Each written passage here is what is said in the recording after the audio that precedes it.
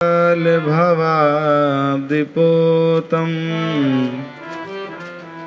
वन्दे महापुरुषते चरणारविन्दम्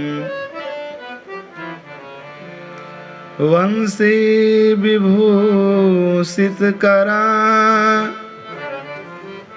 नवनीरदाभात्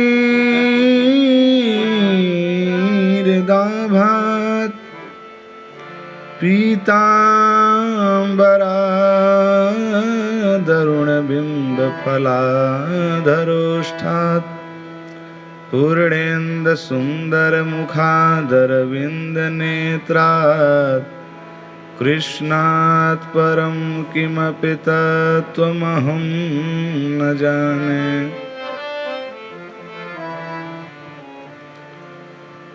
सीतानाथ समारंभां श्रीरामानन्दार्य मध्यमाम् अस्मदाचार्य पर्यन्तां वन्दे गुरुपरम्पराम्।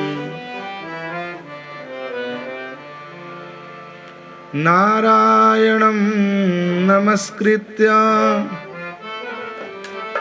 नरं चैव नरोत्तमं देवीं सरस्वतीं व्यासं ततो जयमुदीरये।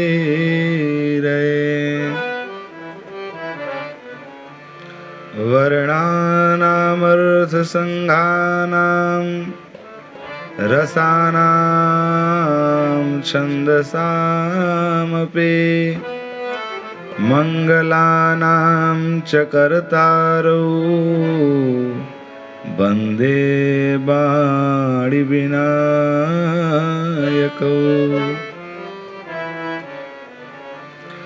भक्त भक्ति भगवन्त गुरु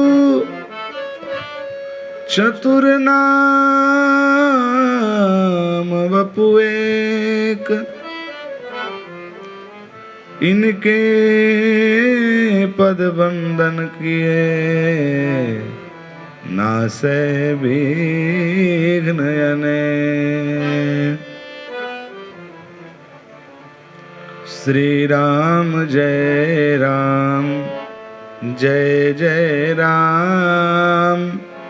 श्री राम जय राम जय जय राम। बड़े भाव के साथ श्री राम जय राम जय जय राम। श्री राम जय राम जय जय राम। श्री राम जय राम जय जय राम। श्री राम जय राम जय जय राम। श्री राम जय राम जय जय राम। श्री राम जय राम जय जय राम। मंगल भवन मंगल हारी मंगल भवन अमंगल हारी द्रवहु सुदशरथ अजिर बिहारी। द्रवहु सुदशरथ अजिर बिहारी। श्री राम जय राम जय जय राम। श्री राम जय राम जय जय राम। मंगल मूर्ति मारुति नंदन सकल अमंगल मूल निकंदन। पवन तनय संतन हितकारी हृदय विराजत अवध बिहारी। मात पिता गुरु गणपति शारद शिवा समेत शंभु सुत नारद चरण बंदी बिन वहु सब काहू देहु राम पद नेह निबाहु बंदहु राम लखन बैदेही जे तुलसी के परम सनेही मंगल मूरति मारुति नंदन सकल मंगल मूल निकंदन राजा राम राम राम सीता राम राम राम राजा राम राम राम सीता राम राम राम श्री राम जय जय राम श्री राम जय जय राम श्री राम जय राम श्री राम जय राम श्री राम जय राम श्री राम जय राम श्री राम जय राम प्यारे श्री राम जय राम प्यारे श्री राम जय राम।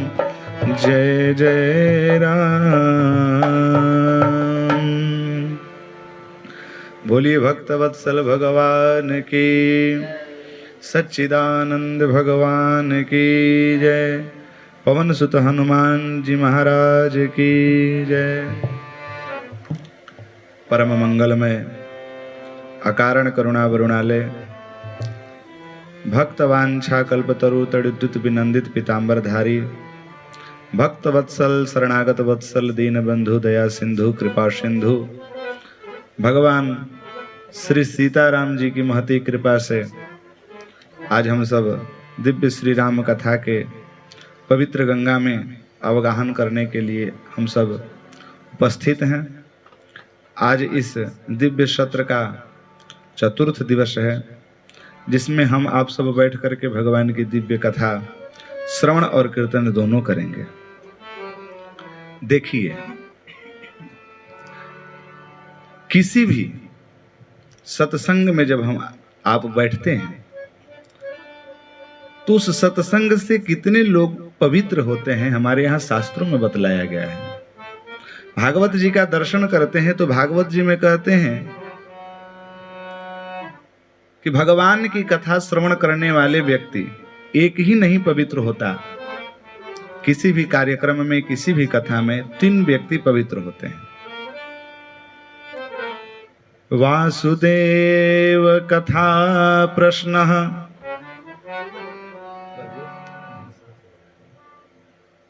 वासुदेव कथा प्रश्नः पुरुषस्त्रीन् पुनातिः वक्तारः प्रच्छकः श्रोत्रेस्तत्पादसलिलं यथा।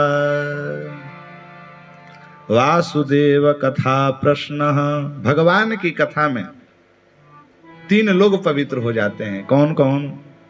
एक तो वक्ता, एक वक्ता पवित्र हो जाता है जो भगवान की कथा करता है, और एक श्रोता पवित्र हो जाता है जो भगवान की कथा का श्रवण करता है, और प्रच्छकः जो मुख्य श्रोता के रूप में या मुख्य आयोजक के रूप में जो विद्यमान होता है वह पवित्र हो जाता है। क्योंकि भगवान की कथा श्रवण करने वाले व्यक्ति, वाचन करने वाले व्यक्ति, समस्त लोग पवित्र हो जाते हैं। अब भगवान की कथा कल ही हम निवेदन कर रहे थे कि कैसे श्रवण करना चाहिए और कैसे इसका कीर्तन करना चाहिए। कि मम गुण गावत पुलक शरीरा, मम गुण गावत पुलक शरीरा, गद गद गिरा नयन बहनीरा, गद गद गिरा नयन बहनीरा।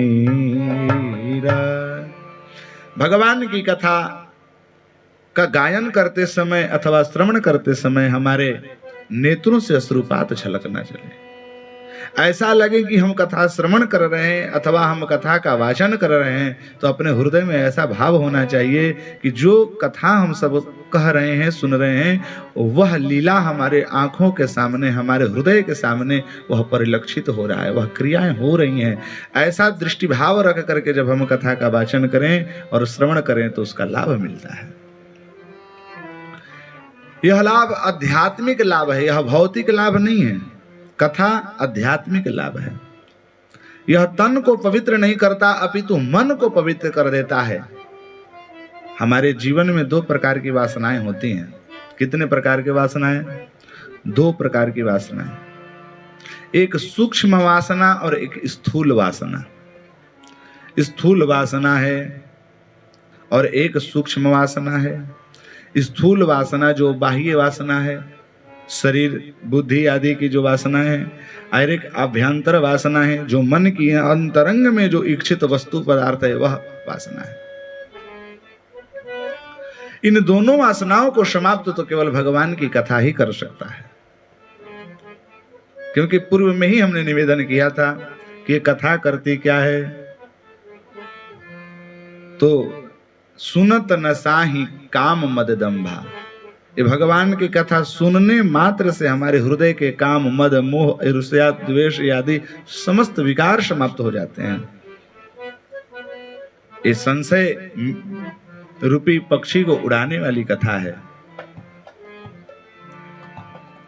भगवान श्री शंकर जी कह रहे हैं कि यह कोई सामान्य कथा नहीं है। संशय विहग उड़ावन डारी, ये संशय रूपी पक्षियों को उड़ाने वाली है। आज संशय सबको हो रहा है।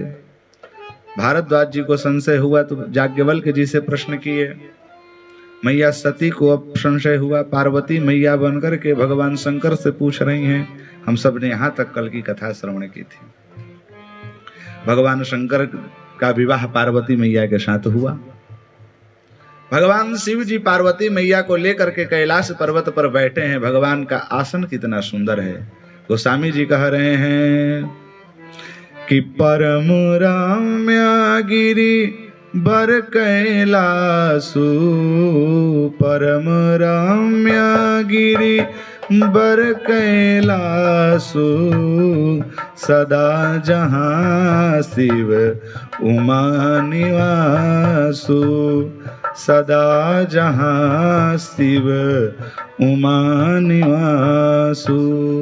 परम रम्य, एकदम रमणीय कैलाश पर्वत है।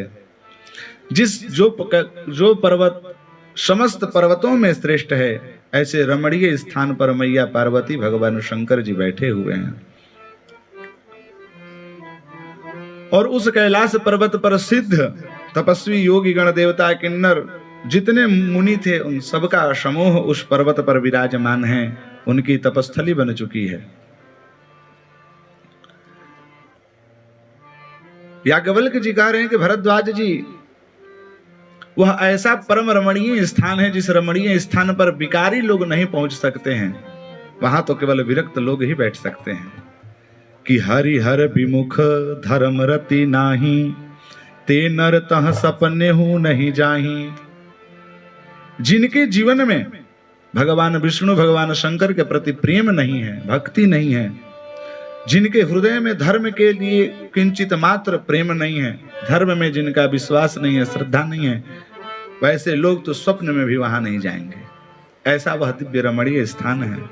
देखिए, भगवान की कथा, पुण्य कर्म, धर्म कर्म, पुण्य कर्म, भगवान की कथा, ये पूर्व जन्म के पुण्य से प्राप्त होता है। ये सत्य में है। अब मैं नहीं कह रहा हूं, गोस्वामी जी यही बात कहते हैं कि पूर्व जन्म के पाप से हरि चर्चा न सुहाए, जैसे ज्वर के ताप से भूख विदा हो जाए। जीवन में जब ताप संताप प्रकट होता है, भौतिक ज्वर को यदि हम दर्शन करें, वह ज्वर हमारे शरीर में जब प्रवेश करता है तो सामान्य भूख भी मिट जाती है। वैसे ही जब पाप ग्रसित विमूढ़ व्यक्ति जब होते हैं, वो भगवान की कथा, भगवान के दिव्य मंदिर में, दिव्य धाम में, भगवान के सत्संग में वो कभी प्रवेश नहीं कर सकते। इसीलिए याज्ञवल्क्य जी को कहना पड़ रहा है कि जी हरि हर विमुख धर्म रति नाही, ते नर तह सपने हुन जाही। ऐसा कैलाश पर्वत है जहां पर केवल मात्र सिद्ध पुरुष ही जा सकते हैं। तो योगी, तपस्वी, सन्यासी, मुनिगण, किन्नर ही लोग जा सकते हैं जो धर्म में आस्था रखते हैं, जो धर्म में विश्वास कर सकते हैं। आइए, भगवान शंकर जी कहाँ बैठे हैं? सुंदर कैलाश पर्वत पर बैठे हैं भगवान, और त्रिविध बयारी, त्रिविध समीर सु शीतल छाया, त्रिविध प्रकार के शीतल सुगंध और मंद हवाएं चल रही हैं। चारों तरफ से सुंदर पुष्प प्रफुल्लित हो रहे हैं, विकसित हैं। भगवान ने विश्राम करने के लिए बट के छांव पर विश्राम किया। शिव विश्राम बिटप श्रुति छाया। भगवान शंकर जी बिटप के बट, बिटप बट मतलब अस्वस्थ, बट के वृक्ष के नीचे भगवान ने अपना आसन बिठाया। निज कर डासी नाग रिपुछाला, स्वयं ही अपने मृगछाला को उन्होंने बिछा करके भगवान शंकर जी बैठ गए। भगवान ने अस्वस्थ के वृक्ष के नीचे ही क्यों बैठा? भगवान चाहते तो अन्य वृक्ष के नीचे भी बैठ सकते, लेकिन नहीं। बटु विश्वास अचल निज धर्मा। भगवान धर्म के प्रतीक हैं भगवान, और बट जो है विश्वास के प्रतीक है। धर्म तभी तक टिकेगा जब तक आप धर्म के प्रति आपका अटूट विश्वास होगा। जब तक से धर्म पर आपकी श्रद्धा नहीं होगी, आपका अटूट विश्वास नहीं होगा, वह धर्म बहुत दिन तक टिकने वाला नहीं है। आजकल की हमारी यदि अपने भारतवर्ष में देखें तो लोग अपने अपने धर्म को छोड़ करके पर धर्म का स्वीकार कर रहे हैं, पर धर्म में चले जा रहे हैं। क्यों जी? इसका मूल कारण है कि वह व्यक्ति अपने सनातन धर्म पर अटूट श्रद्धा और अटूट विश्वास नहीं रखा है। शंकर जी यहां पर दर्शन कराना चाह रहे हैं कि बटु विश्राम। शंकर जी यह कहना चाहते हैं कि धर्म की रक्षा तो तभी की जा सकती जब अपने धर्म में श्रद्धा हो, विश्वास हो। धर्मो रक्षति रक्षितः, नहीं जिस धर्म में पालित हूं, पोषित हूं, वही धर्म हमारा रक्षा करेगा। जब तक से अपने धर्म में विश्वास नहीं करेंगे तब तक से वो धर्म की रक्षा नहीं हो सकती है।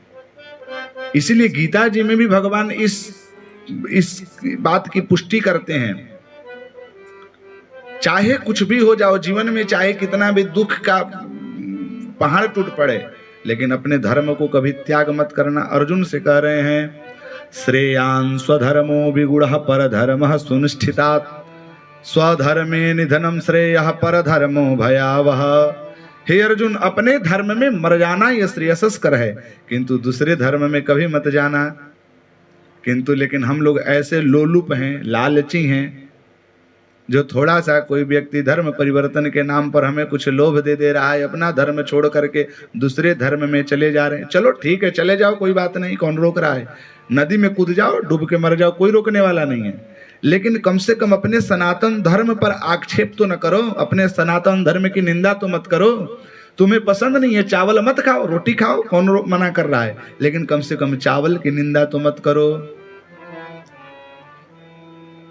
अब उल्लू को दिन में दिखता नहीं, रात में दिखता है, वो प्रशंसा किसका करता है? रात्रि हमारे लिए अच्छी है। अब कौआ को रात्रि में दिखता नहीं, दिन में ही दिखता है, और रात्रि को कहता है कि रात्रि बेकार है। तो क्या नावलुक्यते रवि ही दिवसे, क्या उल्लू की निंदा करने से कि दिन ठीक नहीं है, क्या सूर्य का अस्तित्व मिट जाएगा?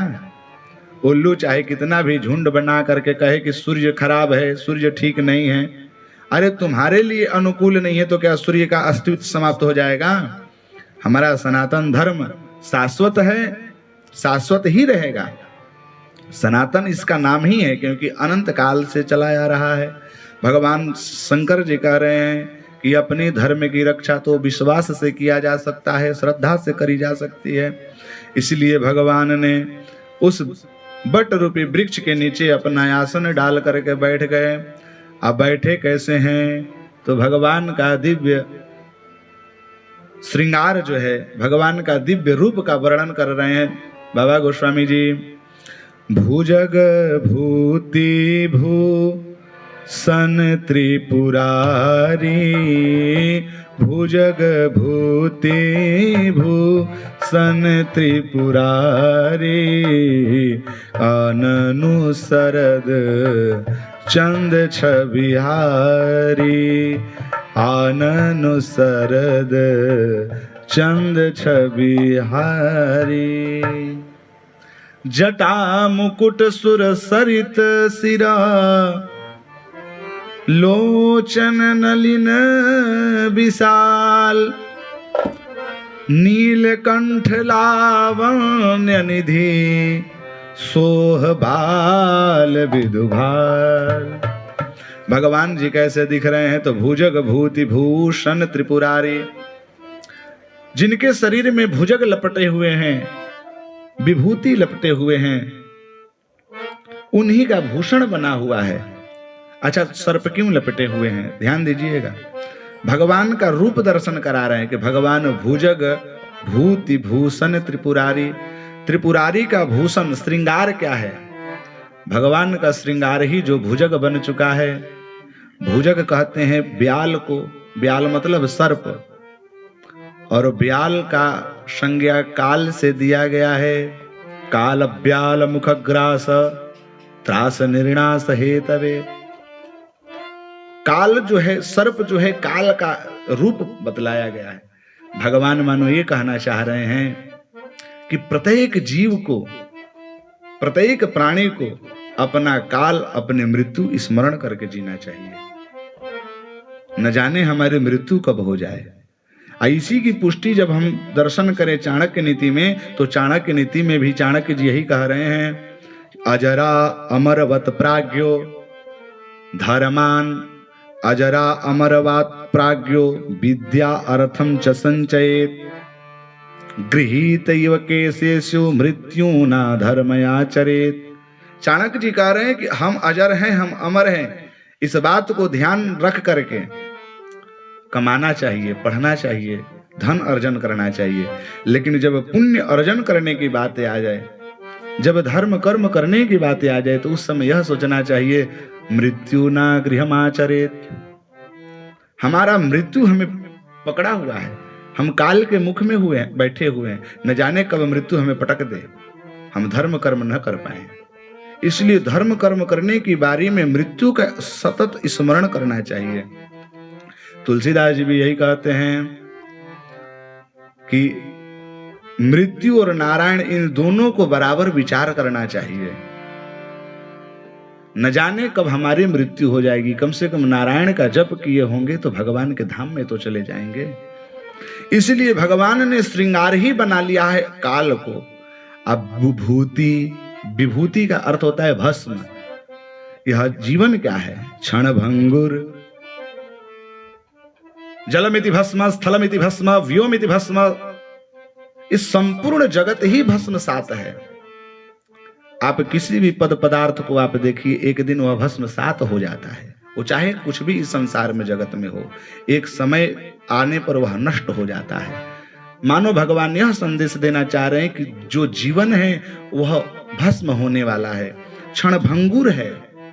जब क्षण भंगुर ही है जीवन, तो इस जीवन को रख करके क्या करना है? इस जीवन में लाभ ले लेना चाहिए जिसके लिए जीवन मिला हुआ है। कि क्षण भंगुर जीवन की कलिका, कल प्रात को जान खिली न खिली। अमल आचल पर के सुचि शीतल सुगंध समीर चली न चली। कि कलिकाल कुठार लिए फिरता, तन नम्र है चोट झेली न झेली। किरट ले हरि नाम हरि रसना, फिर अंत समय पे हिली न हिली। जीवन जो है क्षणभंगुर है, भस्म होने वाला है। भस्म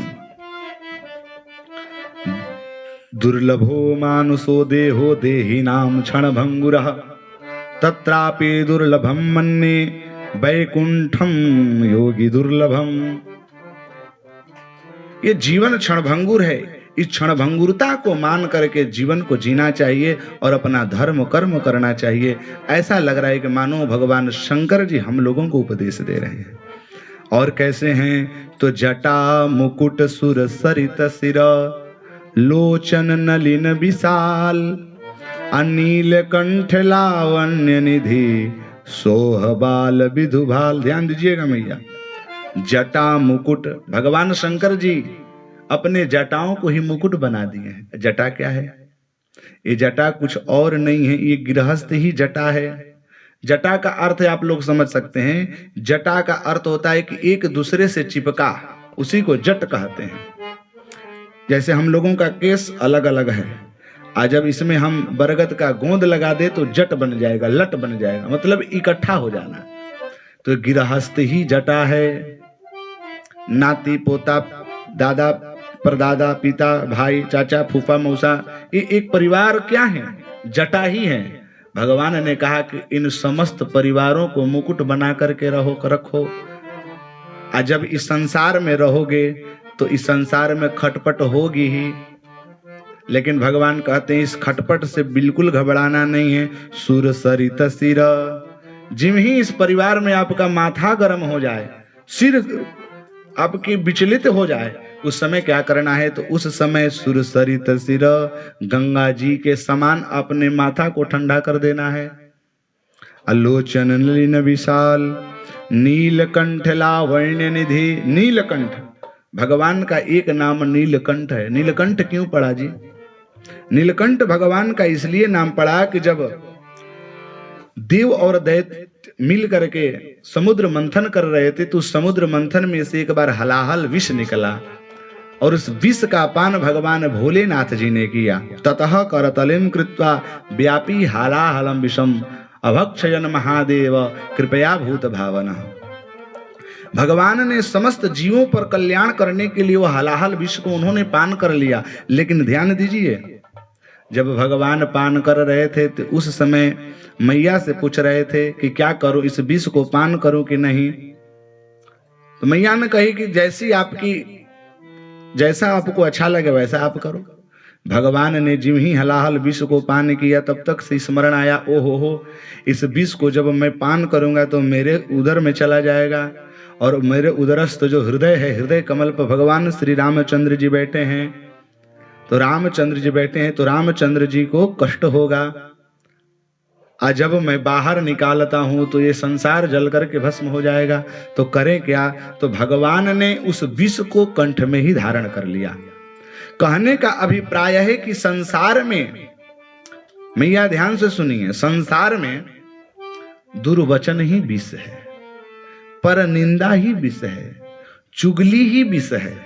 उस विष को ना अपने हृदय में धरना है और ना उस विष को मुख से बाहर करना है। पर निंदा, चुगली, दुर्व्यचन, दुर्वाणी यदि आप हृदय में धारण कर लेंगे तो एक एक शब्द को लेकर के लोग सालों साल तक नाराज रहते हैं। हमें तो ये याद है, हमें तो ये याद है, और नहीं तो उसी दुर्वचनों को अपने वाणी से बाहर निकाल देते हैं तो घर में झगड़ा हो जाता है। तो भगवान ये मानो कहना चाहते हैं कि ना अपने हृदय में धारण करो, ना उसको मुख से बाहर करो। हिये तराजू तोल कर तब मुख बाहर। क्या बोलना चाहिए, क्या नहीं बोलना चाहिए, ये हृदय में धारण करना चाहिए। यदि अच्छी वस्तु, हम क्या करते हैं, अच्छी वस्तु को हृदय में रख लेते हैं, खराब वस्तु को बाहर फेंक देते हैं। संत का जीवन तो इसीलिए तो संत का जीवन बतलाया गया कि संत का जीवन कैसा होता है कि साधु वैसा चाहिए जैसे सूप सुहाए, सार सार को गही रहे और थोथा दे उड़ाए।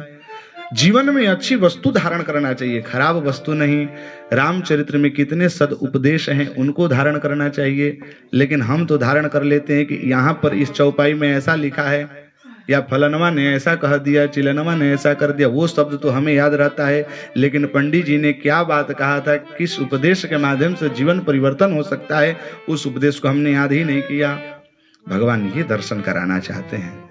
भगवान बैठे हैं कैसे, कि बैठे सोह काम रिपु कैसे, बैठे सोह काम रिपु कैसे, बैठे सोह काम रिपु कैसे, बैठे सोह काम रिपु कैसे, धरे शरीर शांत रस जैसे, धरे शरीर शांत रस जैसे।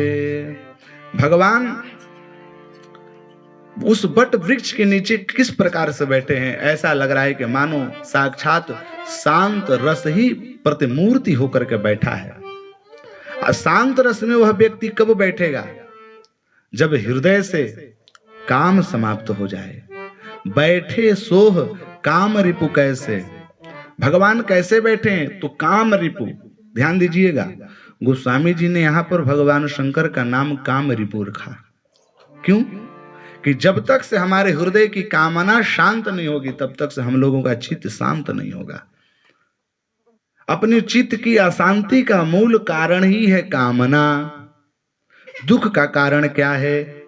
आशा ही परमम दुखम नैराश्यम परमम सुखम। संसार में जितने दुख हैं उस दुख का मूल केवल मात्र एक है, वो एक क्या है? आशा, कामना। जब तक से कामना हमारे हृदय से निर्गत नहीं होगी तब तक से हम शांत नहीं होंगे। शंकराचार्य जी इसी बात को कहते हैं कि तपा न तप्ता वयमेव तप्ता, भोगा न भोक्ता वयमेव भोक्ता, जीर्णा न तृष्णा वयमेव जीर्णा।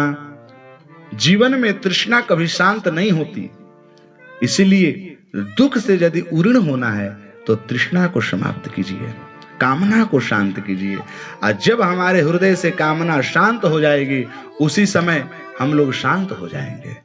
भगवान शंकर जी कह रहे हैं, बैठे सोह काम रिपु कैसे, धरे शरीर शांत रस जैसे। हम शांत तब ही बैठ सकते हैं जब हमारा मन शांत होगा। और मन कब शांत होगा? जब हमारे हृदय से कामना समाप्त हो जाएगी। आप देखते होंगे कभी कभी बूढ़े व्यक्ति को रात्रि में नींद नहीं आती। बहुत लोग होते हैं जो रात्रि में सोने के लिए गोली भी खाते हैं, गोली खाते हैं। क्यों? क्योंकि बेचैनी होती है। किसी से ईर्ष्या, किसी का द्वेष, किसी का जलन, किसी का नाना प्रकार को हृदय में हम लोग ऐसी वासना बैठा रखें जिस वासना के कारण, जिस कामना के कारण कभी नींद नहीं आती। नींद कब आएगी? जब मन शांत होगा। और मन कब शांत होगा? जब कामना समाप्त हो जाएगी। बोलिए सियावर रामचंद्र भगवान की जय। तो आज जब शांत रस में भगवान बैठे हैं तो उस बैठे भगवान को देख करके मैया पार्वती जी प्रसन्न हो गईं। अरे पार्वती भल अवसर जानी गई, शंभु पही मातु भवानी। मैया पार्वती को लगा कि आज भगवान शंकर जी खूब शांत भाव में बैठे हैं, आज लग रहा है कि मेरा संशय दूर हो जाएगा।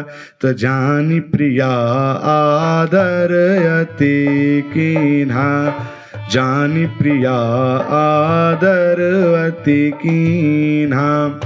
बाम भाग आसन हर दीना, बाम भाग आसन हर दीना।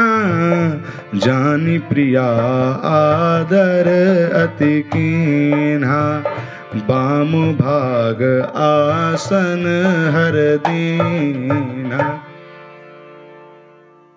जानी प्रिया आदर अति कीन्हा। भगवान शंकर ने अत्यंत प्रिय मान करके भगवान ने आदर किया और उस मैया पार्वती को उन्होंने वाम भाग में बैठाया। देखिए भगवान ने 2 बार मैया पार्वती को आसन दिया। कब कब? एक बार तो जब सती के रूप में थी और भगवान से छल किए थे तो भगवान ने उनको शंकर आसन, सन्मुख शंकर आसन दीना। भगवान ने जब सती मैया भगवान से कपट की, छल की, तो उस समय भगवान ने आसन सन्मुख दिया। लेकिन आज मैया पार्वती जी आज भगवान से दिव्य प्रश्न पूछने जा रही हैं जो समस्त लोगों का कल्याण करने वाला है। उस मनोभावों को जान करके भगवान ने वाम भाग में आसन दिया। मैया पार्वती प्रसन्न हो गई। अब तो भगवान के दिव्य भाव को समझ करके मैया प्रश्न कर रही हैं। गोस्वामी जी कह रहे हैं कि कथा जो सकल लोक हितकारी, कथा जो सकल लोक हितकारी, सोई पूछन चह शैल कुमारी, सोई पूछन शैल कुमारी, विश्वनाथ मम नाथ पुरारी, त्रिभुवन महिमा विदित तुम्हारी, त्रिभुवन महिमा विदित पुरारी। प्रभु आप तो विश्वनाथ हैं, आपके चरणों में बारंबार प्रणाम कर रही हूं। आज मैया पार्वती जी ऐसी कथा प्रश्न करना चाह रही हैं जो सकल लोक हितकारी, जो समस्त लोगों का कल्याण करने वाला है। मैया से कह रही हैं कि प्रभु आप यदि हमसे प्रसन्न हैं, आप हमसे प्रेम करते हैं, तो कृपया मेरे हृदय का संशय दूर कीजिए। मैं जानती हूं कि आप तो समर्थ हैं, सर्वज्ञ हैं और सकल कला के धाम हैं, और योग भी है, आपके हृदय में ज्ञान है, वैराग्य है। इसीलिए प्रभु मैं आपके चरणों में प्रणाम करती हूं। यदि आप मेरे से प्रसन्न हैं तो प्रभु रघुनाथ जी की कथा आप हमें सुनाइए, मेरा अज्ञान दूर कीजिए। मैं आपसे ये पूछना चाहती हूं कि जो व्यक्ति कल्प वृक्ष के नीचे बैठा हो और दरिद्र हो तो कारण क्या हो सकता है? शंकर जी ने कहा कि जब कल्प वृक्ष के नीचे बैठ करके दरिद्र है तो इसका कारण एक ही है कि वो कल्प वृक्ष का ज्ञान नहीं है उसको। मैया पार्वती कह रही है कि यदि ज्ञान हो फिर भी वो दरिद्र बना है तो उसका कारण क्या है? तो बोले ये ऐसा हो ही नहीं सकता। जो कल्प वृक्ष के नीचे बैठा हो और उसको ज्ञान है कि कल्प वृक्ष है तो वो कभी दरिद्र हो नहीं सकता, क्योंकि कल्प वृक्ष केवल कल्पना मात्र से सब कुछ प्रदान कर सकता है। मैया पार्वती जी कह रही कि तब मेरे हृदय में संशय कैसे? जिस संशय रहित परमात्मा के छत्र छाया में बैठी हूं, जो त्रिभुवन गुरुवेद बखाना, जो समस्त लोगों के गुरु हैं, ऐसे जगत गुरु के चरणों में बैठी हूं, फिर भी मेरा संशय दूर नहीं हो रहा है। वो संशय दूर कीजिए। संशय क्या है कि प्रभु जे मुनि परमारथवादी, कहीं राम कहूं ब्रह्म अनादि, शेष शारदा वेद पुराना, सकल करहि रघुपति गुण गाना, कि तुम पुनि राम राम दिन राति, सादर जपहूं अनंग राति। घूम फिर करके मैया वहीं प्रश्न पर चली गई। मैया कह रही है कि प्रभु जिन राम नाम आप जो प्रतिदिन जपते हैं, प्रतिदिन उनका भजन करते हैं, वो कौन है? सादर जपहूं अनंग, जिनका सादर आप भजन करते हैं, दिन रात करते हैं, वो राम कौन है? राम सोय अवध नृपति सुत सोई, राम सो अवध नृपति सुत सोई, की अजय गुण अलख गति होई, की अजय गुण अलख गति कोई। मैया पार्वती जी कह रहे हैं कि जिस राम जी के आप भजन आप दिन रात करते हैं, वो राम जी क्या सत्य में अवध नरेश के पुत्र हैं कि अथवा वह ब्रह्म है? कौन है? क्योंकि जौ नृप तनयत ब्रह्म किमी, नारी बिरहमति भोरी, देख चरित महिमा सुनत भ्रमति बुद्धि यति मोरी। यदि वो रामचंद्र जी ब्रह्म है तो ब्रह्म होकर के नारी के विरह में क्यों दुखित हो रहे हैं? आज यदि वो नृप तनय हैं, यदि राजा के पुत्र हैं तो ब्रह्म कैसे हो सकते हैं? यदि राजपुत्र तो वो ब्रह्म कैसे? यदि ब्रह्म तो वो फिर मानव के जैसे रुदन क्यों कर रहे हैं? उनकी इन विचित्र लीला को देख करके मेरे मन में मति भ्रम हो रही है। इसीलिए मैं जानना चाहती हूं। प्रभु ने कहा कि यही संशय तुमने पिछली बार भी की थी, मैंने तुमसे समझाया भी, फिर भी तुम मानी नहीं। उस समय किस लिए क्यों नहीं मानी? क्योंकि तुमने राम जी की कथा अगस्त मुनि जी के पास सुनी नहीं। अगस्त जी जब राम कथा सुनाए तब सुनी नहीं, और जब मैं भी समझाया तो मानी नहीं, और जब सारी क्रियाएं हो गई तब तुम मान रही हो। मैया पार्वती जी कह रही हैं कि मैं क्या कहूं, मैं तो उस समय जो जब मैं मानी नहीं तो उसका तो फल अब पा चुकी हूं, लेकिन फिर भी मेरे मन में कुछ अभी तक संदेह रह गया है। अजहू कछु संशय मन मोरे, आज भी कुछ संशय रह गया है। प्रभु आप संशय को दूर कीजिए। भगवान ने कहा कि संशय कथा सुनने का उस समय भी सुनाया गया, अगस्त जी भी सुनाए, फिर सुनी नहीं, अब कैसे? बोले कि उस समय की बात कुछ और थी, अब की बात कुछ और है।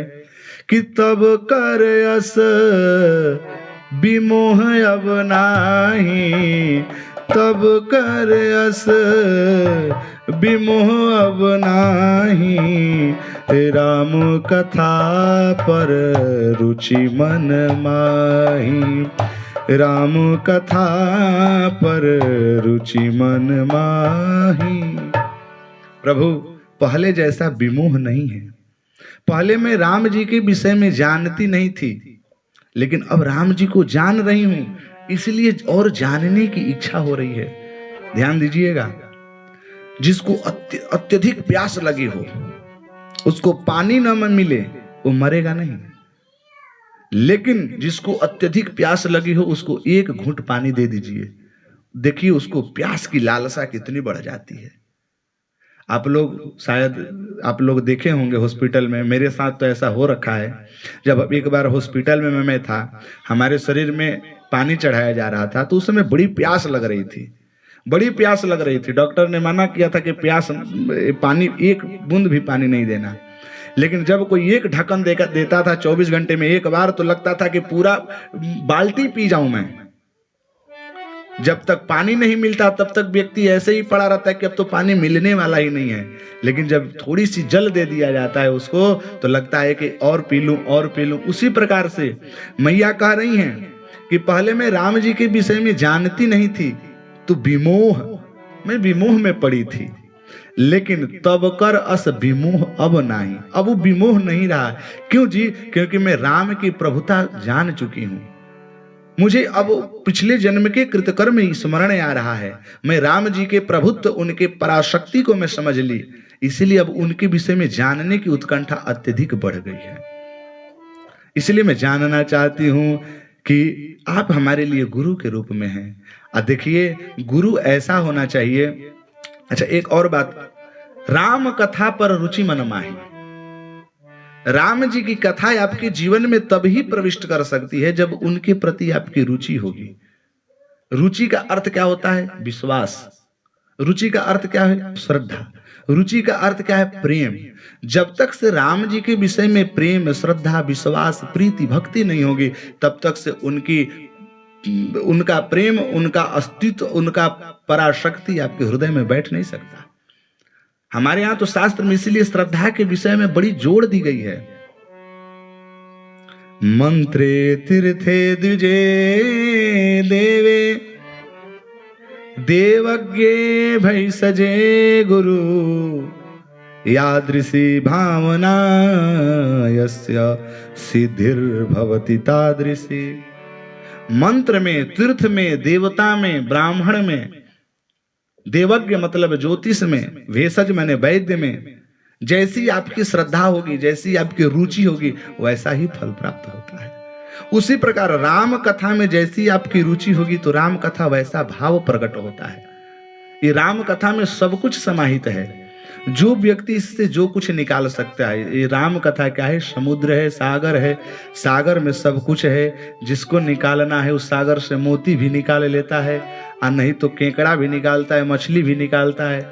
सागर तो लिखा है कि नाना रत्न जलधि, जलधि में, सागर में नाना रत्न है। इस रत्न को वही व्यक्ति निकाल सकता है जो इसके अभ्यंतर स्थिति में जाएगा। जिन खोजा तिन पाइया, गहरे पानी पैठ। जितनी गहराई में आप जाएंगे, जितना प्रेम, जितनी भक्ति, जितनी श्रद्धा इस ग्रंथ के प्रति, भगवान के प्रति होगी, उतना ही प्रेम आपके हृदय में बढ़त चला जाएगा। मैया कह रही कि प्रभु आप गुरु हैं, और देखिए गुरु जो होते हैं, शिष्य पर यदि आरत शिष्य पाई, गूढ़ऊ तत्व न साधु दुराई, आरत अधिकारी जहां पाई। जहां आर्त अधिकारी शिष्य को पकड़ लेते हैं गुरुदेव, तो गूढ़ से गूढ़ रहस्य भी उसके सामने प्रकट कर देते हैं। इसीलिए प्रभु हम आपसे पूछना चाहते हैं, अब मैया पार्वती जी प्रश्न कर रही हैं, अब प्रश्न ध्यान से सुनिएगा कि प्रथम सो कारण कहूं विचारी। मैया का प्रश्न है कि प्रथम सो कारण कहूं विचारी, निर्गुण ब्रह्म सगुण वपुधारी, पुनि प्रभु कहूं राम अवतारा, पुनि प्रभु कहूं राम अवतारा, बाल चरित पुनि कहूं उदारा, बाल चरित पुनि कहूं उदारा, कहूं जथा जा नकी विवाही, कहूं जथा जा नकी विवाही, राज तजा सो दूषण काहि, राज तजा सो दूषण काहि। मैया पार्वती जी प्रश्न के ढेर लगा दी। मैया कह रही हैं कि प्रथम सुकारण कहूं विचारी, निर्गुण ब्रह्म सगुण वपुधारी। मैं जानना चाहती हूं कि निर्गुण ब्रह्म सगुण के रूप में धारण क्यों होता है, सगुण बन करके क्यों आता है। चलो मान लेता हूं कि निर्गुण ब्रह्म सगुण में आता है, तो अवतार क्यों लेता है। प्रभु पुनि कहूं राम अवतारा, राम जी अवतार लिए तो उनका प्रयोजन क्या था, क्यों आए अवतार लेकर के। अवतार लिए तो कितने बार लिए, और जब अवतार लिए तो उनका भी एक सीमा होती है, बाल्य अवस्था, युवा अवस्था। तो बाल चरित्र पुनि कहूं उदारा, बाल चरित्र जो राम जी का है वह चरित्र हमें आप उदार पूर्वक सुनाइए, या उदार बाल चरित्र को हमको श्रवण कराइए। और कहूं जथा जानकी विवाही, और भगवान श्री रामचंद्र जी ने मैया सीता से विवाह किस प्रकार से किया, उस विवाह का प्रकरण भी आप सुनाइए। और ऐसा क्या कारण आ गया जिस कारण से राज को छोड़ करके वन में जाना पड़ा, वह कारण भी आप हमें बतलाइए। और यह भी बतलाइए कि वन बस कीन्ह चरित अपारा, वन में रह करके भगवान ने कितने अपार चरित्र किए, उन अपार चरित्रों को श्रवण कराइए। और जिस प्रकार रावण को मारे हैं भगवान ने, उस रावण का वध का प्रकरण भी हमें सुनाइए। और भगवान जब रावण का वध करके जब राजगद्दी पर पुनः राज्याभिषेक होता है, तो उसके बाद भगवान ने क्या क्या किया और किस प्रकार से अपने धाम को चले गए, सारा रामचरित्र, राम जी के जीवन के जितने लीलाएं हैं वह सब हम आप हमें श्रवण कराइए। और देखिए मुझसे हो सकता है कि भूल हो गई हो एक दो प्रश्न में, वो भी आप सुना दीजिए। औरों राम रहस्य अनेका, कहूं नाथ अत विमल विवेका। और भगवान के जितने रहस्यमयी कथा है उसको भी आप सुनाइए। क्यों जी, क्योंकि तुम त्रिभुवन गुरु वेद बखाना, आन जीव पावर का जाना। क्योंकि आप त्रिभुवन के गुरु हैं, सब लोग नहीं समझ सकते हैं, आप त्रिभुवन के गुरु हैं, आप सब कुछ जानते हैं, त्रिकालातीत हैं, गत वर्तमान और भविष्य सब कुछ बतलाने वाले हैं। इसीलिए प्रभु आप बतलाइए। आहा हा, राम जी के नाम सुन करके, राम जी के दिव्य चरित्र का श्रवण करके भगवान शिव जी के हृदय में अत्यंत प्रेम उमड़ गया। राम जी का दर्शन करते ही राम जी के हृदय में बैठ गए कि ही हर ही राम चरित सब आए, प्रेम पुलक लोचन जल छाए, श्री रघुनाथ रूप उरयावा, परमानंद अमित सुख पावा। राम जी परक प्रश्न को सुन करके भगवान के नेत्रों से जल प्रेमाश्रु छलक पड़े। भगवान राम जी के रूप में विभोर हो गए। अब तो मगन ध्यान रस दंड जुगा पुनि मन बाहर कीन। 2 घड़ी तक तो भगवान ध्यान में चले गए, राम जी का दिव्य प्रेम में। फिर उन्होंने जबरदस्ती अपने मन को बाहर किया। देखिए, जो प्रेमी भक्त होते हैं या किसी से जो व्यक्ति प्रेम करता है और उस प्रेमी व्यक्ति का यदि नाम उसके सामने रख दिया जाए तो तुरंत उसका स्मरण करके डूब जाता है। वैसे ही भगवान अनन्य भक्त हैं श्री राम जी के। राम जी का ज्यों ही नाम उनके कानों में गया, शिव जी ध्यान में चले गए। तब क्योंकि कथा सुनानी थी, अब ध्यान में तो जो व्यक्ति बैठ जाएगा वो कथा सुना ही नहीं पाएगा। तो बरबस बाहर कीन, उन्होंने जबरदस्ती बाहर अपने मन को किया। क्यों जी? 2 है, भक्त और दुष्ट का लक्षण क्या है? भक्त का यह लक्षण है कि विषयों से मन को जबरदस्ती बाहर क्या बोलते हैं, भक्त वह है जो भगवान के प्रेम में निरंतर डूबा है। आज जब गृहस्थी की बातें आती है तो उसको जबरदस्ती देना पड़ता है कि चलो भैया घर का थोड़ा बहुत चिंतन कर लें, घर का थोड़ा बहुत काम कर लें, नहीं तो भगवान के चिंतन से उसको समय ही नहीं मिलता। दुष्ट व्यक्ति क्या होते हैं, कौन होते हैं? जो आजीवन पर्यंत विषयों में ही रमे पड़े हैं। अब भगवान की बात आती है तो जबरदस्ती खींचना पड़ता है कि चलो भगवान का ध्यान कर लो। कथा वैसे एक सहज प्रकार की कथा होती है। एक सहज कथा वह है जो चलो भगवान की कथा हो रही है, अरे लालसा है, चलो जल्दी भगवान की कथा सुनने चलो। एक होते हैं चलो कथा हो रही है तो बैठ जाते हैं, मन में बिल्कुल विचार नहीं कि कथा सुनना है, कथा से कुछ लाभ नहीं। तो इसी प्रकार से भगवान ने जबरदस्ती मन को बाहर किया कि कथा सुनानी है। तब भगवान ने कहा कि धन्य धन्य तुम धन्य हो। लेकिन जब राम जी की कथा करनी पड़ती है तो देखिए, राम जी की कथा, राम जी की कृपा के बिना आप उनकी कथा नहीं सुना सकते, न कह सकते। भगवान ने कहा कि उस मंगलायतन भगवान श्री प्रभु राम की कथा सुनानी है तो थोड़ा उनका मंगलाचरण कर लेना चाहिए। भगवान ने मंगलाचरण किया कि झूठे हूँ सत्य जाई बिनु जाने, जिमि भुजंग बिनु रज पहिचाने, जेहि जाने जग जाई हेराई, जागे जथा सपन भ्रम जाई, बंदहु बाल रूप सोई रामू, बंदहु बाल रूप सोई रामू, सब सिद्धि सुलभ जपत जी नामू, मंगल भवन अमंगल हारी, मंगल भवन अमंगल हारी, द्रवहु सुदशरथ अजिर बिहारी, द्रवहु सुदशरथ अजिर बिहारी। भगवान श्री सीताराम जी के चरणों में प्रणाम कर रहे हैं। उस परमात्मा के चरण में मैं प्रणाम कर रहा हूँ जिनकी सत्ता से, जिनके सत्य से ये माया जड़ भी उस सत्ता के संपर्क में आकर के यह सत्यवत भाषित हो रही है। उस माया के प्रभाव से ही रज्जु में व्यक्ति सांप का दर्शन करने लगता है।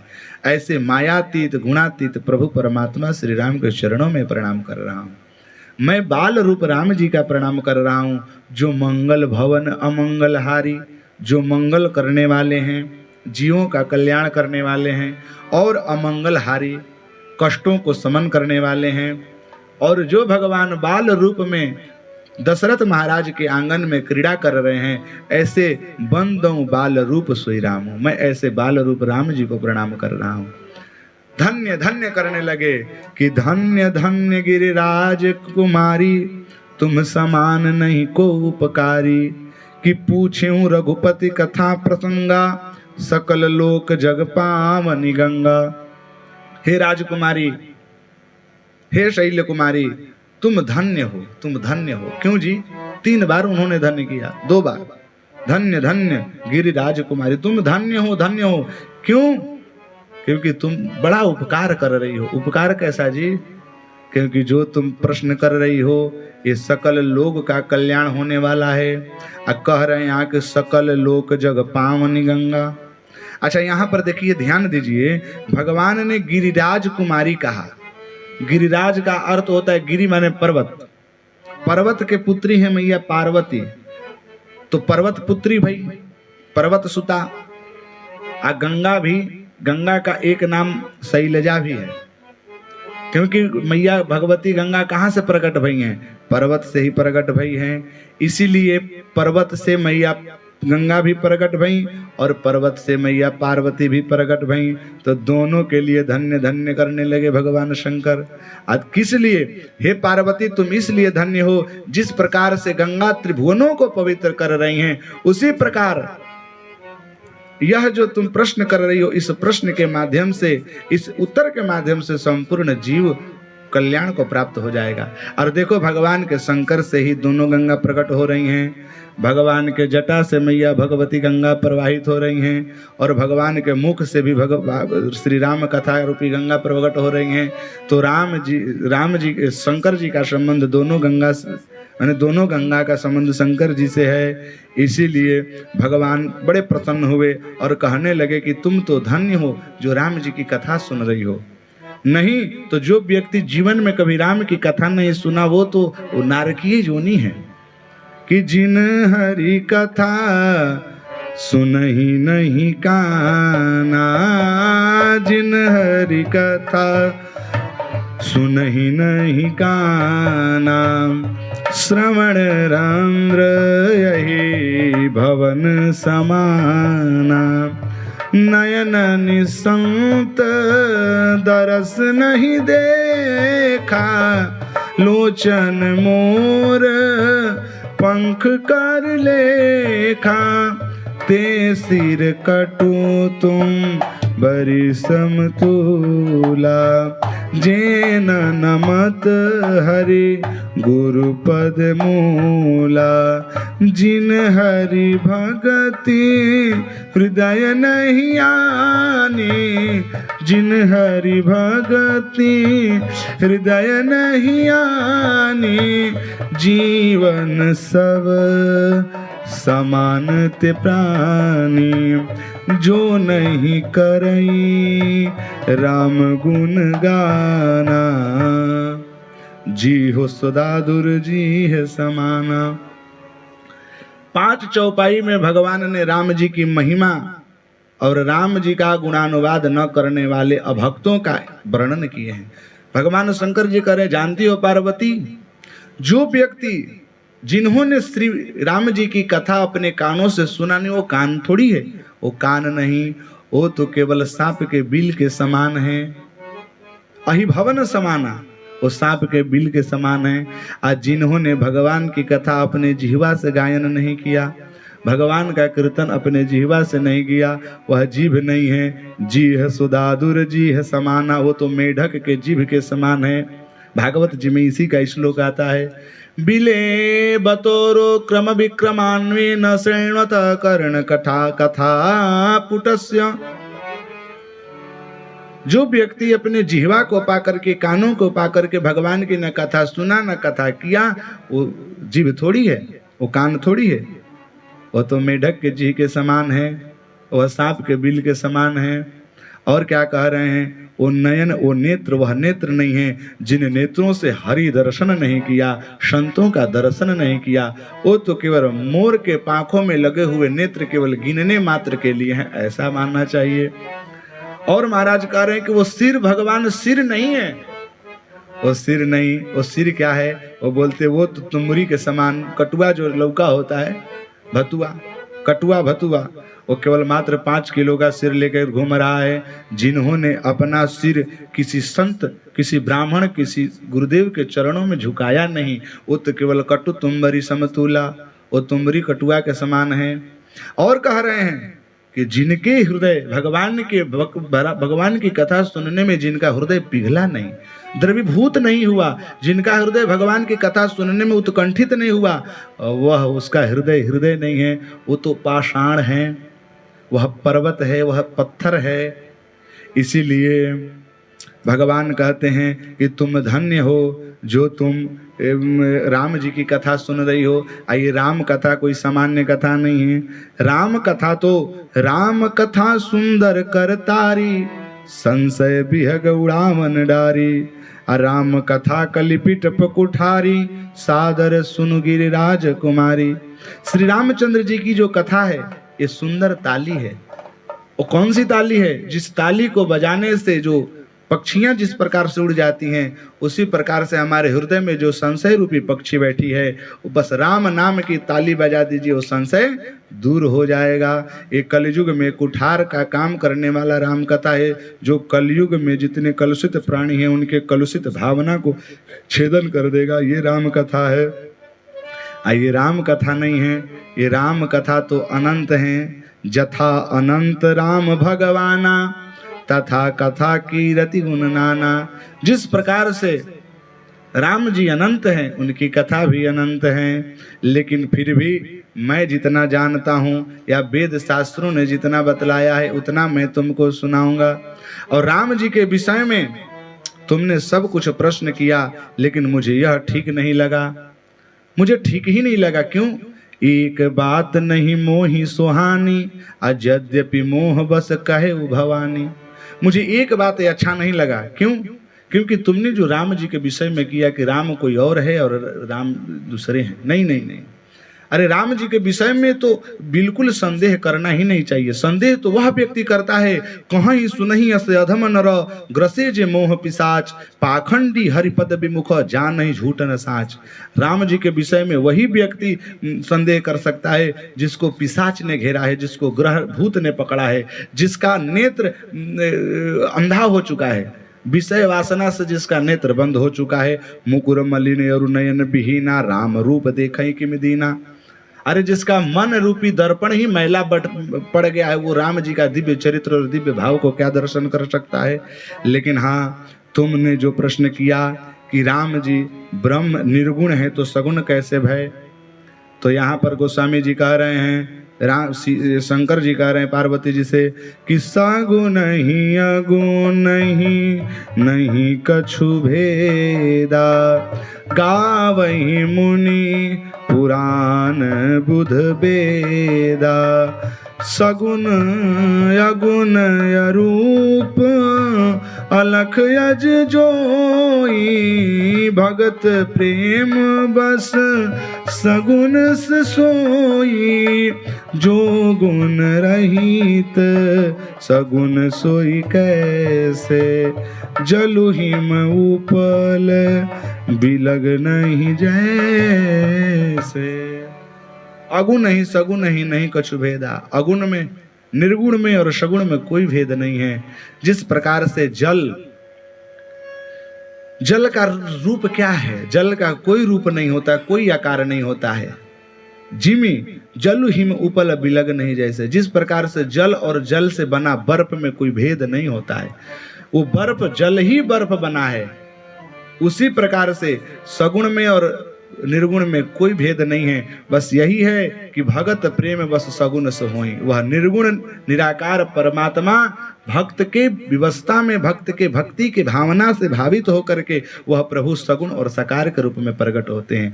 जिस प्रकार से जल निर्गुण होता है, उसका कोई आकार नहीं होता, निराकार होता है, लेकिन उस जल को जब हम बर्फ के सिल्ली के रूप में बनाते हैं, वो किसी भी पात्र में हम रखते हैं, वो पात्र का रूप धारण कर लेता है।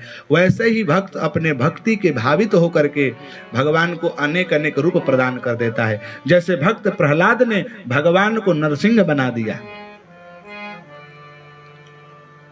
वहां पर भागवत जी में लिखा है कि भगवान केवल भक्त प्रहलाद को बचाने के लिए और हिरण्यकश्यप को मारने के लिए नरसिंह के रूप में अवतार नहीं लिए थे। वो तो भक्त प्रहलाद के वचन के जो विश्वास था, उस विश्वास को बचाने के लिए प्रकट हो गए थे। तो प्रहलाद ने क्या नरसिंह भगवान को प्रकट किया? नहीं, विवश होकर के भगवान को नरसिंह बन करके आना पड़ा। तो भक्त चाहे तो भगवान को किसी भी रूप में प्रकट कर सकता है। इसलिए भगत प्रेम बस सगुण से होई। वह निराकार निर्गुण परमात्मा भक्त के विवशता में आकर के, भक्त के भक्ति के प्रेम में वशीभूत होकर के वह परमात्मा सगुण के रूप में धारण कर लेता है। क्योंकि राम जी जो है, राम सच्चिदानंद दिनेशा नहीं तो मोह निशा लवनेशा। रामचंद्र जी तो सच्चिदानंद हैं वह ऐसे सूर्य प्रकाश हैं जहां पर संशय और संदेह और मोह रूपी निशा वहां टिक ही नहीं सकती। रामचंद्र जी ऐसे हैं। खूब सुंदर बतला रहे हैं कि रामचंद्र जी किस प्रकार से सगुण आ रहे हैं। ये परमात्मा कोई और नहीं, ये साक्षात पर ब्रह्म ही हैं जो सगुण के रूप में आए हैं। इनको वेद भी यही बतलाता है कि वही रामचंद्र जी हैं जो जिसको वेद ने कहा है कि बिनु पद चलई सुनई बिनु काना कर बिनु कर्म करहि विधि नाना आनन रहित सकल रस भोगी बिनु बानी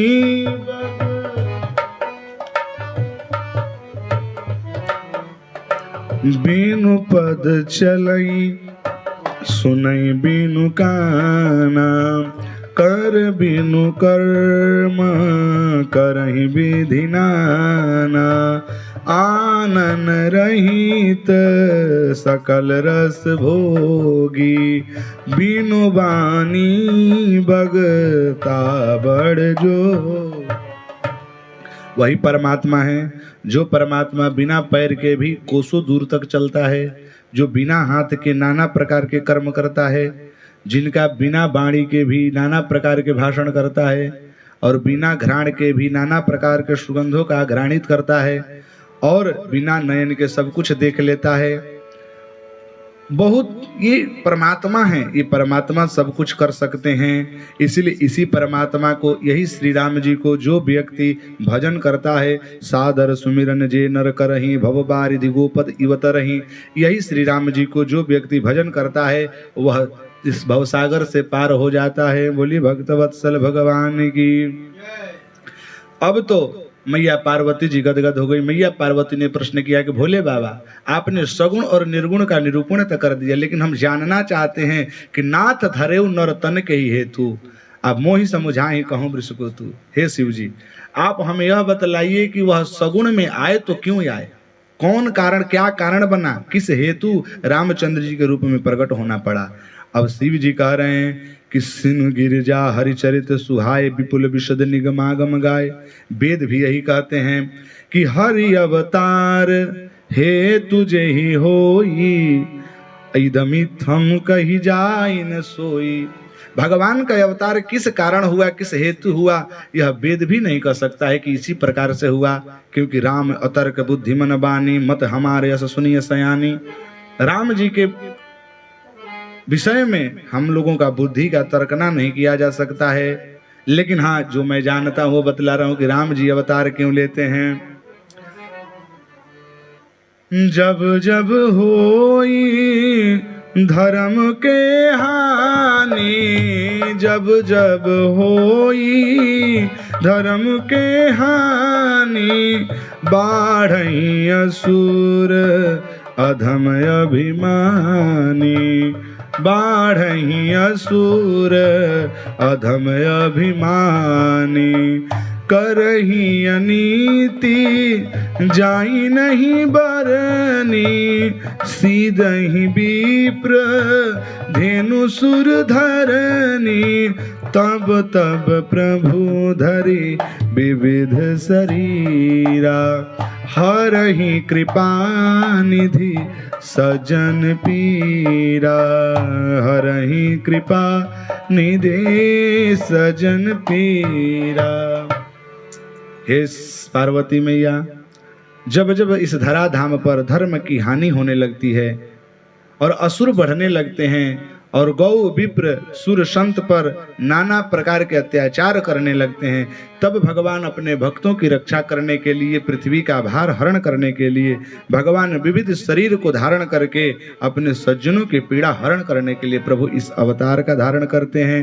असुर मारि थापै सुर न राखै निज श्रुति सेतु, जग विस्तार ही विशद जस राम जन्म कर हेतु। राम जी के जन्म का हेतु केवल इतना है कि समाज में धर्म की रक्षा हो, संतों ब्राह्मणों गौ विप्र आदि देवताओं की रक्षा हो, इन पर जब जब त्रास होता है, जब जब इनकी परिताड़ना करी जाती है, तब भगवान अवतार लेकर के आ जाते हैं। लेकिन राम जन्म के हेतु अनेका, परम विचित्र एक ते एका। लेकिन राम जी का जन्म तो एक से एक अनेक हैं, वो भी परम विचित्र हैं। कई कारण हैं। पार्वती मैया राम जी का अवतार लेने में 5 कारण, कम से कम 4-5 कारण तो मैं बता ही दूंगा आपको। बोले कौन कौन? बोले द्वारपाल हरि के प्रिय दो, जय और विजय जान सबको। एक तो पहला कारण यह है कि हरि द्वारपाल भगवान के 2 हैं जो जय और विजय के नाम से जानते हैं। एक समय सनकादि ऋषि गए भगवान का दर्शन करने के लिए वैकुंठ में, तो द्वारपाल खड़े हुए, जय और विजय ने रोक दिया, बोले कि दर्शन नहीं हो सकता। द्वारपाल को शाप दे दिया, विप्र शाप थे दोनों भाई। उन सनकादियों ने श्राप दे दिया कि जाओ तुम राक्षस बन जाओ। 3 जन्म तक राक्षस बनने का श्राप मिल गया। भगवान ने उस शाप को स्वीकार कर लिया। उसी कारण वही जय और विजय हिरण्यकश्यपु और हिरण्याक्ष बना। भगवान ने उन दोनों को उद्धार करने के लिए 3 जन्म के लिए जबकि श्राप मिला था, भगवान ने कहा कि तुम मेरे भक्त हो, तुमको उद्धार करने के लिए मुझे 4 जन्म लेना पड़ेगा। तो भगवान ने हिरण्याक्ष का वध करने के लिए शुकर के रूप में प्रकट हुए और हिरण्यकश्यपु को वध करने के लिए भगवान ने नरसिंह अवतार धारण किया। एक हुआ। दूसरा अवतार का कारण है कि जालंधर जो था वो भगवान, वो समस्त देवताओं को त्रासित करता था। पातिव्रत धर्म का भंग किए भगवान विष्णु ने। तब जालंधर की जो पत्नी वृंदा थी, उसने श्राप दे दिया कि जाओ तुम मानव बन जाना। और जिस प्रकार से वही जालंधर जो है रावण बना और भगवान विष्णु जी राम बने। 2 कारण। तीसरा कारण क्या हुआ? एक बार नारद श्राप दीन एक बारा, नारद श्राप दीन एक बारा, कल्प एक तेहि लगी अवतारा, कल्प एक तेहि लगी अवतारा। भगवान शंकर जी कह रहे हैं कि एक कल्प में तो नारद जी ही श्राप दे दिए थे भगवान विष्णु को। अरे नारद जी, चकित हो गई पार्वती मैया। पार्वती मैया का गुरु नारद जी हैं। कहीं कि अरे कारण कवन श्राप मुनि दीना, अकाय अपराध रमापति कीना। भगवान विष्णु ने ऐसा कौन गुरुतर अपराध कर दिया जिसके कारण नारद जी को श्राप देना पड़ा? नारद जी का दोष नहीं गिना रही है, रमापति विष्णु जी का दोष गिना रही है। कहीं काय अपराध रमापति कीना। तब भगवान शंकर जी कह रहे हैं कि देखो पार्वती, बोले बिहसी महेश तब ज्ञानी मूढ़ न कोई, अजेहि जस रघुपति करहि जब सो तस तेहि क्षण होई। संसार में जो व्यक्ति अपने घर परिवार को भी चलाता है तो लगता है कि मैं ही कर रहा हूं, यद्यपि उसका कोई अस्तित्व ही नहीं है। कोई इस संसार में ज्ञानी नहीं है, कोई मूर्ख नहीं है। भगवान जब जिसको जैसा करना चाहते हैं तब तस तस तेहि क्षण होई, वह प्रकरण उसी प्रकार वैसा ही होता है। भगवान कहते हैं कि एक समय नारद जी हिमालय में जाकर के तपस्या कर रहे थे और उस तपस्या को देख करके इंद्र घबराया। इंद्र ने कामदेव को भेज दिया। कामदेव नारद जी के पास गए और नारद जी के पास जाकर के कामदेव अपना प्रभाव विस्तार करने लगा। नारद जी को कुछ असर ही नहीं हुआ। क्यों? क्योंकि यहाँ पर लिखते हैं गोस्वामी तुलसीदास जी कि बोलिए भक्त वत्सल भगवान की जय, सच्चिदानंद भगवान की जय। नारद जी पर बिल्कुल प्रभाव ही नहीं हुआ कामदेव का। अब तो कामदेव थरथर कांपने लगा। गया उनके चरणों में डायरेक्ट साक्षात जाकर के प्रणाम किया। प्रभु से कहा, प्रभु भय उन नारद मन कछुरोसा आ कहीं भी प्रिय वचन काम परितोषा। कामदेव उन्होंने विनय करने लगा, प्रभु मुझे माफ कर दीजिए। नारद जी प्रसन्न हो गए, बोले कोई बात नहीं, होता रहता है। अब तो महाराज नारद जी को खूब प्रशंसा करना प्रारंभ कर दिया। कामदेव बोले, प्रभु शंकर जी को हमने विक्षेपित करने आया था तो शंकर जी काम को तो जीत लिए थे लेकिन क्रोध को जीत नहीं पाए, क्रोध से हमें भस्म कर दिए। लेकिन प्रभु आप प्रसन्न हो गए, आपने तो काम को भी जीता और क्रोध को भी जीता। और अभी अभी पता चल रहा है कि आप इंद्र के राज को लूटने के लिए और राजगद्दी पर बैठने के लिए तपस्या नहीं कर रहे, आप तो परमात्मा का ध्यान कर रहे थे। तो लोभ को भी जीत लिया, तो आपने काम को भी जीता, क्रोध को भी जीता और लोभ को भी जीता। अब तो नारद जी 3 को जीत लिए, तो एक तो चढ़ ही गया ना, मद चढ़ गया इनका। जीता काम अहमिति मन माही, नारद जी के हृदय में मद आ गया और दौड़े दौड़े महाराज मार चरित शंकर ही सुनाए, तब नारद गबने शिव पाई, जीता काम अहमिति मन माही। शंकर जी के पास चले गए सुनाने के लिए। अब जब शंकर जी के पास जाते थे तो रामचरित्र सुनाते थे, आज उल्टा हो गया, मार चरित्र शंकर ही सुनाए। मार चरित्र सुनाने लगे, शंकर जी चुपचाप बैठे। अब भैया श्रोता बैठे हों, अब वक्ता सुना रहे हो, श्रोता इधर उधर मुंडी घुमा रहे हैं, तो वक्ता समझ जाते हैं कि सुनने में मन नहीं लग रहा है। वैसे ही नारद जी मार चरित्र सुना रहे, शंकर जी नीचे सर किए हुए। नारद जी को लगा कि क्यों अच्छा नहीं कह रहा हूँ क्या कथा। बोले कि देखो भैया, बार बार बिनमो मुनि तू ही जिमी यह कथा सुनायो मोही। ऐसा है कि मैं आपको बार बार प्रणाम कर रहा हूँ कि ये अब कथा मुझे मत सुनाइएगा, मुझे ही नहीं तिमी जनी हर ही सुनावहूँ। ये कथा जो आप हमें सुनाए, मैं तो किसी तरह सुन भी लिया, लेकिन ये कथा कभी विष्णु भगवान के पास जाकर के सुनाना मत। नारद जी ने कहा कि वो ये चिढ़ रहे हैं मेरे से, जलन हो रही है ना, क्योंकि काम को जीते थे, क्रोध को जीते नहीं। मैं तो क्रोध काम दोनों को जीत लिया, इसलिए सोच रहे हैं कि मेरा प्रचार प्रसार न हो, लेकिन मैं तो जाऊंगा। बोले कि अच्छा मैं जाऊंगा, पूछ देंगे तो? बोले कि चले हूँ प्रसंग दुराऊं तब हूँ, यदि पूछेंगे भी, ऐसा प्रसंग भी आएगा तो दुरा देना, मैंने हटा देना, बताना मत कि मैं मार चरित्र और मैं काम को जीता हूँ।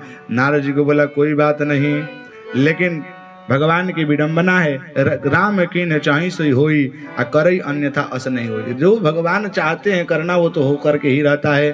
तब महाराज रामचरित नारद सन भाखे, कामचरित नारद सब भाखे, यद्यपि प्रथम बरज शिव राखे। एक समय बाद भगवान विष्णु के पास नारद जी गए, नारद जी को अपने पास बैठाए विष्णु जी, और नारद जी कामचरित नारद सब भाखे। पहले रामचरित सुनाते थे, आज कामचरित सुना रहे हैं। बड़ा भगवान की बोले कि मैं तो काम को जीत लिया हूँ, लेकिन उनको पता ही नहीं कि किसके पास क्या सुना रहा हूँ। अति प्रचंड रघुपति के माया आज ही न मोह सको जग जाया। भगवान ने माया समझ गए कि वो इनके हृदय में मद का अंकुर फूट रहा है। उसी समय भगवान ने समझा कि इनका तो ऑपरेशन करना पड़ेगा। बेगी समय डारियों खारी पन हमारे सेवक हितकारी। अपने सेवकों को हित करने के लिए भगवान विष्णु ने प्रण लिया है कि मैं अपने सेवक का चाहे किसी तरह से कल्याणों में कल्याण करके ही छोड़ूंगा। तो उनके हृदय में बोले कि काम जीते हो तो चलो ठीक है, काम ही प्रदान करा दूंगा। खूब सुंदर 100 योजन में एक विस्तृत क्षेत्र बनाया, एक राज्य बनाया, जिसका राज्याधिपति शिलनिधि थे। उनकी एक पत्री विश्वमोहिनी थी, पुत्री विश्वमोहिनी थी। कौतुक नारद जी ऐसे ही घूमते घूमते चले गए, देखे सुंदर उपवन है, सुंदर राज्य पाठ है, जा करके मिले, देखे शैलनिधि जी हैं। शिलनिधि ने अपने पुत्री को बुला करके पुत्री के हस्तरेखा को दिखलाई। नारद जी उस पुत्री को देखी, तब तो महाराज देखी बड़ी बार लगी रहे निहारी, बार बार उसी स्त्री को देखते रह गए। इनके हृदय में धीरे धीरे काम जागृत होने लगा। अब तो महाराज सारी बात बता दिए कि इस पुत्री के साथ, इस बालिका के साथ जो विवाह करेगा वो अजर अमर हो जाएगा। ये नहीं कह रहे हैं कि अजर अमर होने वाला ही व्यक्ति इनके साथ विवाह करेगा। विष्णु भगवान अजर अमर हैं, लेकिन नहीं, ये बात को पलट करके कहे कि जो इसके साथ विवाह करेगा वो अजर अमर हो जाएगा। अब तो महाराज मन में वो करने लगे कि अब कैसे करें। करऊं जाई सोई जतन बिचारी, करऊं जाई सोई जतन बिचारी, जेहि प्रकार मोहि बरए कुमारी, जप तप कछु नहीं होइते ही काला, जप तप कछु नहीं होइते ही काला, हे विधि मिलई कवन विधि बाला, हे विधि मिलही कवन विधि बाला। पहले माला लेकर के श्रीमन नारायण किया करते थे, आज तो माला उठा करके करे कि हे विधि मिलई कवन विधि बाला, हे विधि मिलई कवन विधि बाला। किस प्रकार से यह स्त्री मुझे मिल जाए अब ये हो, लेकिन अपने शरीर को देखे कि इतने सालों से मैं तपस्या कर रहा हूँ, सुख करके हड्डी हो चुका हूँ, कैसे वर्ण करेगी। अब मेरा कल्याण कौन करेगा। दौड़े दौड़े भगवान के पास चले गए। भगवान ने कहा कि बोलो क्या बात है। बोले कि हम कुछ नहीं चाहते हैं, आपन रूप देहु प्रभु मोहि, अपना रूप दे दीजिए जल्दी, कुछ बात नहीं हो रही। भगवान ने बोले बात तो बताओ। बोले कि नहीं, आपन रूप देहु प्रभु मोहि, आन भात नहीं पाओ, अब और किसी प्रकार से मुझे प्राप्त नहीं हो सकता, आप अपना रूप दीजिए। भगवान ने बोला बात तो बता दो भैया। भगवान ने समझ लिए कि वो इनके हृदय में काम जागृत है, तो विवाह करना चाहते हैं। जब नारद जी विवाह कर लेंगे तो सृष्टि का क्या होगा। भगवान से कहने लगे नारद जी की जे ही विधि हो ही नाथ हित मोरा, करहु सो बेग दास में तोरा, मैं आपका दास हूँ, मेरा जिस प्रकार से कल्याण हो आप हमें कीजिए। भगवान ने कहा वो कल्याण ही तो करना है, तो सुन लो नारद। जे ही विधि हो ही परम ही तो नारद सुनहु तुम्हार, सोई हम कर बनयान कछु वचन नमृषा हमार। मैं झूठ नहीं बोल रहा हूँ, मैं सत्य कर रहा हूँ कि जिस प्रकार से तुम्हारा परम हित, तुम हित चाह रहे हो ना, लेकिन मैं तुम्हारा परम कल्याण करूंगा, मैं झूठ नहीं बोल रहा हूँ। अब परम कल्याण गूढ़ रहस्य समझ नहीं पाए। क्यों? क्योंकि कुपथ मागरुज व्याकुल रोगी, वैद न देस नहीं सुनहु मन जोगी। नारद जी कुपथ यदि वैद्य से रोगी मांगने लगे तो रोगी को वैद्य कुपथ चीज नहीं देता है। रोगी ही चाहे कि जहर दे दो तो वैद्य जहर उसको देगा नहीं। इसीलिए जिस प्रकार से तुम्हारा कल्याण होगा मैं तुम्हारा कल्याण करूंगा। भगवान ने अपना रूप दे दिया। अब तो भाई माया विवश भये मुनि मूढ़ा, नारद जी तो माया के वशीभूत हो गए थे। नए रूप लेकर के चले एकदम वहां पर जहां पर सभा लगी हुई थी, जिसमें समस्त राजा बैठे हुए थे। उसी में दो तहाँ बैठे महेश गण दो, वहां पर भगवान शंकर जी के दो गण थे। बड़े प्रशंसा करने लगे, बोले वाह क्या बात है, करहि कूटि नारद ही सुनाई, नीक दीन हरि सुंदरताई। क्या भगवान आपकी सुंदरता दी है। खूब सुंदर से उनकी प्रशंसा करने लगे। नारद जी को लगा कि सही तो बात है, अरे भगवान ने अपना ही रूप दे दिया तो सुंदर ही तो लगूंगा। बोले कि अब तो तुम्हें देखते ही वह कुमारी तुम्हें वर्ण कर लेगी। नारद जी बोले कि ओहो क्या बात है, बहुत बढ़िया बहुत बढ़िया। अब तो नारद जी बैठे कैसे, नारद जी बैठ रहे हैं कि जेहि दिशि बैठे नारद फूली। अब जहां पर सभा लगी हुई थी, पंक्तिबद्ध में सब राजा बैठे थे, नारद जी जब बैठे तो थोड़ा फूल करके बैठे। दोनों लोगों ने बोला कि थोड़ा आप अलग दिखें, तो नारद जी ने अपने शरीर को थोड़ा फुला करके आगे मुख करके बैठ गए। सब लोगों को नारद जी ही दिख रहे हैं, लेकिन नारद जी का बंदर का मुख वही दो गण देख रहे हैं, और नारद जी को अपना तो मुख दिखाई दे नहीं रहे। उनको तो लग रहा है कि मैं सुंदर ही हूँ। तो नारद जी थोड़ा फूल करके बैठ गए। अब तो महाराज जीव फूल करके देखे तो सो दिशि तेहि न बिलो कहीं भूली। अब जहां पर जिस पंक्ति में बैठे हैं नारद जी, उस उधर तो भूल करके भी वह विश्व मोहिनी देख नहीं रही हैं। नारद जी ने दोनों गणों से पूछा कि अरे भाई वो मेरे तरफ देख नहीं रही। बोले कोई बात नहीं, वो देखी नहीं हो, उस साइड में चले जाओ। अब नारद जी उस पंक्ति में जा करके बैठ गए।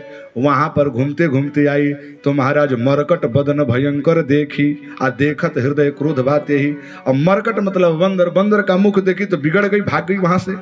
अब दूसरी साइड में धरि नृपतः गयो कृपाला, कुंवरी हर्ष मेलऊं जयमाला। भगवान विष्णु ही राजकुमार का रूप धारण करके आए, उसी में जयमाला पहना दी। अब सब लोग राजा निराश हो गए और ये तो क्रोध में आ गए। अरे राम राम, मुझे इतना सुंदर रूप मिला फिर भी मुझे छोड़ करके राजकुमार के साथ वर्ण कर ली। अब तो इसी समय तब हर गण बोले मुस्काई, निज मुख मुकर बिलो कहूँ जाई। अरे नारद जी पहले अपना जाकर शीशा में तो मुख देख लो। यह कह करके दोनों भागे। इसलिए भागे कि जब खराब चेहरा था तो पहले ही बता देता। पहले तो तुमने कहा कि हाँ तुम्हें तो देखते ही तुम तुरंत वरण कर लेगी, जब कह रहे कि जा करके शीशा में मुंह देख लो। नारद जी भेष बिलो की क्रोध अति बाढ़ा। अब महाराज अस कही दो भागे भय भारी, दोनों भय के कारण भागे। पदन दीख मुनि बारी निहारी। वहां तो शीशा था नहीं, जल में ही अपना मुख देखे तो ऐसा बेस बिलो की क्रोध यति बाढ़ा, तीन ही श्राप दिन ही अति गाढ़ा। नारद जी क्रोधित हो गए और दोनों को श्राप दे दिए कि जाओ तुम दोनों राक्षस बन जाना और नारद जी एकदम क्रोधित होकर के भगवान विष्णु के पास चले। ज्यों ही विष्णु के पास क्रोधित होकर के चले, फरकत अधर कोप मन माही, क्रोध फड़फड़ाते हुए पहुंचे, आंख लाल करते हुए जब नारद जी पहुंचे तो बीच ही मध्य रास्ते में ही भगवान विष्णु मिल गए। बीच ही पंथ मिले दनुजारी, असंग रमा सोई राजकुमारी। वही जो विश्व मोहिनी था उसी को लेकर के राजकुमार के रूप में विष्णु जी वहां पर मिले। विष्णु जी अपना रूप बदल कर वहां पर आ गए, विष्णु जी के रूप में आए।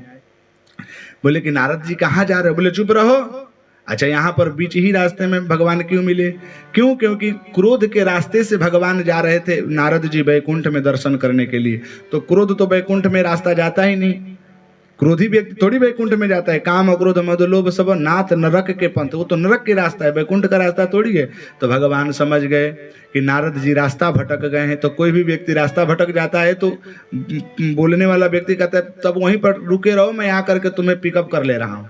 उसी तरह विष्णु भगवान बोले कि नारद जी रास्ता भटक गए, यहीं पर आकर के इनको समझा लेता हूँ। नारद जी ने खूब विष्णु भगवान को श्राप दिया। बोले कि परम स्वतंत्र न सिर पर कोई भाव मन नहीं करो सो तोई। आप इतने स्वतंत्र हो गए, जो मन में आ रहा है सो कर रहे हो। किसी तरह विवाह का प्रकरण चल रहा था, विवाह भी करने नहीं दिया। इतने चतुर हो। समुद्र मंथन हो रहा था उस समय, लक्ष्मी को लेकर के चले गए, मणि को लेकर के चले गए। अब विष जब निकला तो शंकर को पिला दिया, बावरा को। और इतने स्वतंत्र बने हो तो अभी बढ़िया व्यक्ति से आपका पाला नहीं पड़ा था। जाओ, मैं आज श्राप देता हूँ कि वंच हूँ मोहि जवनि धरि देहा, सोई तनु धरऊँ श्राप मम येहा। जिस रूप में मुझे वंचन किए हो, ठगे हो, उसी रूप में तुम्हें आना पड़ेगा। इसका मतलब तुम भी मानव रूप में जाओगे। और जिस प्रकार से कपि आकृति तुम्हें कीन हमारी, करही किस सहाय तुम्हारी। बंदर के रूप दिए हो, यही बंदर तुम्हारा सहायता करेगा। और मम अपकार कीन तुम भारी, नारी विरह दुख तुम होब दुखारी। जिस प्रकार से मैं पत्नी के वियोग में विरह कर रहा हूँ, उसी प्रकार से तुम विरही बन जाओगे। भगवान ने स्वीकार कर लिया। तब माया को हटाया। और जब माया को हटाया तो नारद जी को होश आया। उनके पास जा करके चरणों में गिर पड़ गए। चरणों में गिर करके कहने लगे, प्रभु मेरे से भूल हो गई, अब मैं क्या करूं? भगवान ने कहा कि जा करके जपहु जाई शंकर सतनामा, हो ही हृदय तुरंत विश्रामा। जा करके भगवान शंकर का ध्यान करो, क्योंकि शंकर जी से ही, भगवान शंकर का ध्यान क्यों करने? क्योंकि शंकर जी ने तुम्हें बार बार मना किया था कि ये अहंकार मत अपने हृदय में रखो, फिर भी तुमने माना नहीं। अब शंकर जी का ही जा करके ध्यान करो, तब तुम्हारे हृदय से नाना प्रकार के दोष मिट जाएंगे। नारद जी चले गए। इस प्रकार से भगवान कह रहे हैं कि इस प्रकार से एक बार भगवान का अवतार हुआ श्राप के कारण। तो 3 श्राप का कारण हुआ, जय और विजय का श्राप का कारण, और ये नारद जी के श्राप के कारण, और एक जालंधर के पत्नी वृंदा के श्राप के कारण। ये 3 श्राप के कारण हुआ। और एक श्राप जो सत्य केतु राजा जो था कैकई देश के, वो सत्य केतु के कारण भगवान ने सत्य केतु को जो श्राप मिला था, जितने ब्राह्मण थे वो उसको श्राप दे दिए। विश्व विदित एक कैकई देशु सत्य केतु जहाँ बसई नरेशु। कैकई देश में एक सत्य केतु राजा था। वो राजा को श्राप मिल गया। उस श्राप के कारण वो जा करके सब ब्राह्मणों ने श्राप दे दिया। वही कुंभकर्ण रावण आदि बना, जिसके कारण राम जी बन करके आए। 4 कारण। और 5वां कारण यह है कि कश्यप और अदिति तप किए, तप के से प्रसन्न होकर के भगवान विष्णु जी इस धरा धाम पर आए, अयोध्या जी के घर में। कल हम सब बड़े उत्सव के साथ मनाएंगे। बोलिए भक्तवत्सल भगवान की जय, सच्चिदानंद भगवान की जय। राजा राम राम राम सीता राम।